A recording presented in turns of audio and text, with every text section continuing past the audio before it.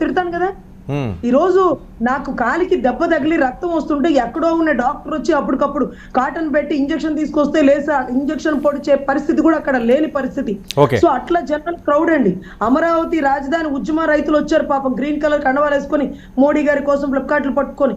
So వాళ్ళందరూ crowd ని ఆపుకోలేక ఆడవాళ్ళు మీదకి రాకండి అయ్యా అని వాళ్ళకి వాళ్ళు ప్రాణాలు రక్షించుకునే పరిస్థితుల్లో పోలీసులు అంత నిర్లక్ష్యంగా కూర్చుంటే కుర్చీ పెట్టి కొట్టాలన్నంత కోపం వచ్చిందండి. ఆ పని చేస్తుంటే నా మీద కేసు కట్టేసి ఉండేవాళ్ళగా. నా కోపాన్ని నేను కంట్రోల్ చేసుకొని నా ప్రాణాలు పోతున్న పరిస్థితిలో చివరాఖరులో పాపం జన సైనికులు, కొంతమంది బీజేపీ, టీడీపీ వీళ్ళందరూ తీసుకొని బయటకు వస్తున్న టైంలో వాళ్ళని చూశానండి పోలీసుల్ని. ఏమీ చేయలేదు, ఎలక్షన్ టైము, కదిలిస్తే కావాలని గొడవలు పెట్టుకుంటున్నారని ఓర్పుగా బయటకు వచ్చి చెప్పేవాడిని. నాకైతే 100% కందుకూరు ఘటన, గుంటూరు ఘటన మళ్ళీ రిపీట్ చేయడానికి కూర్చున్నటువంటి గౌరవ Jaganmohan Reddy failure of the police network అండి. 100% ట్రాఫిక్ ని కంట్రోల్ చేయలేకపోయారు, వివిఐపి గ్యాలరీలో క్రౌడ్ ని కంట్రోల్ చేయలేకపోయారు, జన సంచారంలో అసలు రోడ్డు గాని మొత్తం బ్లాక్ అయిపోయిందండి. ఇంతిదిగా సిద్ధం సభలో ఎందుకు జరగలేదు? సిద్ధం సభలో చిత్తం జీ హుజూర్ అంటూ ఎందుకు చెంచారు గెరిటలాగా పనిచేశారు? యూనిఫామ్ వేసుకున్నప్పుడు సిగ్గు లేదా? ప్రాణాలు పోతే సమాధానం ఎవరు చెప్తారండి? ఈ రోజు గుంటూరు కందుకూరు ఘటనలో ఏ పోలీస్ ఆఫీసర్లు సస్పెండ్ అయ్యారు? ఒక్కడు కూడా సస్పెండ్ అవ్వలేదండి. అసలు ఇంత నిర్లక్ష్య ధోరణితో పోలీసులు ఉంటే రాష్ట్రంలో ప్రజలు బయటికి రావాలా? అసలు మీటింగ్లు పెట్టుకోవాలా? చంపేస్తారా మీరు? నోరెత్తి అడిగితే చంపేస్తారా? అసలు ప్రజాస్వామ్యం వద్దా? ప్రతిపక్షమే వద్దా? 175 మీరే గెలుస్తారంటే అసలు మిగతా రాష్ట్రాలు కూడా ఆశ్చర్యపోతున్నారు. ఇంతిదిగా ప్రజాస్వామ్యం లేకుండా అసలు శత్రువు దగ్గర యుద్ధం చేసేటప్పుడు కత్తి లేకపోతే కూడా యుద్ధం చేయరండి, అది యుద్ధ నీతి. అట్లాంటిది ఒక ఆడబిడ్డల్ని లేకపోతే ప్రత్యర్థుల్ని మమ్మల్ని చంపేద్దామని ప్లాన్ ఇస్తారండి. ఎంత దారుణంగా చచ్చిపోతానేమో అనుకున్నానండి నేనైతే 100%. ఆ రోజు ఏదో బొప్పుడి ఆంజనేయ స్వామి పుణ్యం అంటూ మేము అందరం బతికి బట్టగట్టి బయటకు వచ్చామండి.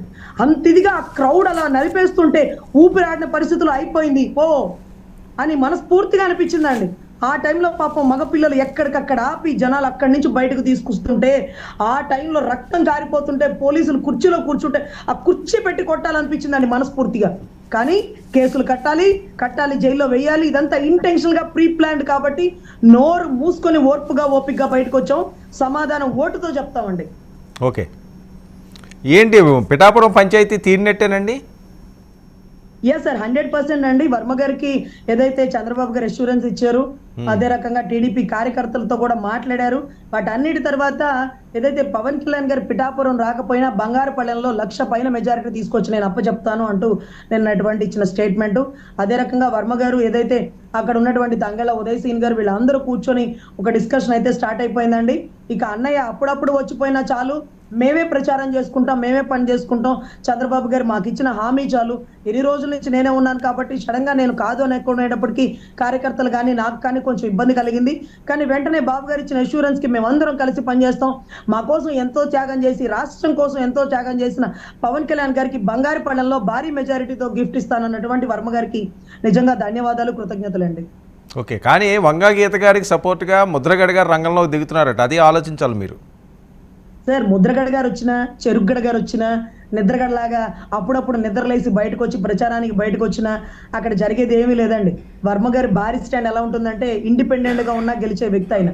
అదే రకంగా పవన్ కళ్యాణ్ గారు రావడం అక్కడ నిజంగా జనాలు ఎంత సంతోషకరంగా ఉన్నారు. అదే రకంగా ప్రధాని నరేంద్ర మోడీ గారు శక్తిపీఠం అయినటువంటి ఏదైతే మనకి శ్రీపాద వల్లభుడికి సంబంధించిన గుడికి ప్రతిష్టాత్మకంగా నిధులు కేటాయిస్తామంటూ ఆ ఏరియాని ఇంకా గొప్పగా డెవలప్ చేస్తామంటూ కొన్ని ప్రమాణాలు చేయడం జరిగింది. వీటన్నిటిలోకి జనాలకి వెళ్ళి పవన్ అన్న ఏ రోజు పిఠాపురంలో పోటీ చేస్తారని ఎదురు చూస్తున్న ప్రజలకి ఈ రోజు ఊరట కలిగిందండి. 100% అన్న ఎమ్మెల్యేగా అక్కడ పోటీ చేస్తారు, భారీ మెజారిటీ వస్తుందని మనస్ఫూర్తిగా కోరుకుంటున్నామండి. ఎందుకు రజనీ గారు ఈ మధ్యన మీరు ముద్రగడ పద్మనాభ గారిని చాలా ఎక్కువగా అటాక్ చేస్తున్నట్టున్నారు? నేను 2-3 వీడియోలు చూశాను. మీరు ఎందుకు అంత అగ్రెసివ్గా వెళ్తున్నారు? సార్ ఆయన హీరో అంటే నాకు ఆశ్చర్యం అవుతుంది సార్. ఎందుకంటే మేము జడ్జి కోచింగ్ అని దిగ్విజయ్ కోచింగ్కి వెళ్ళామండి హైదరాబాద్ లో. కోచింగ్కి వెళ్ళినప్పుడు అప్లికేషన్ పెట్టినప్పుడు నా ఏజ్ అప్పటికే 37 అండి. కానీ 38, 39 ఉన్న మిగతా షెడ్యూల్ వాళ్ళు దానికి అప్లై చేశారు. మీకు ఎలిజిబిలిటీ లేదమ్మా అన్నారు. అదేంటి సార్, నాకు పర్సంటేజ్ ఉంది వాళ్ళందరికంటే